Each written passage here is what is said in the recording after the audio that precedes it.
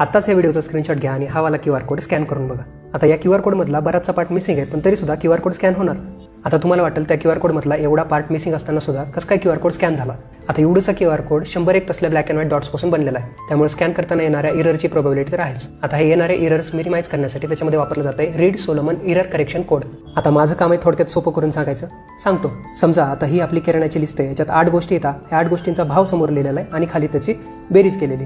आता मी जरी या लिस्टमधून एखाद्या गोष्टीची जर किंमत इरेज केली तरी बाकीच्या व्हॅल्यूजवरून तुम्ही त्या गोष्टीची किंमत काढू शकता। पण ह्याच सगळ्या वस्तू जर मी आता एका ग्रिडमध्ये लिहिल्या आणि हॉरिझॉन्टल आणि व्हर्टिकल लाईनीच्या सगळ्या बेरजा त्यांच्या समोर लिहिल्या, तर या केसमध्ये 2-3 पेक्षा जास्त व्हॅल्यूज जरी मिसिंग असल्या तरी बाकीच्या व्हॅल्यूच्या आधारावर मी त्या व्हॅल्यूज काढू शकतो। म्हणजे बाकीच्या पूर्ण माहितीच्या आधारावर तुम्ही मधली मिसिंग माहिती काढू शकता। तर अशीच पण याच्यापेक्षा वेल ॲडव्हान्स सिस्टम क्यूआर कोडमध्ये वापरली जाते, तीच म्हणजे read Solomon error correction code.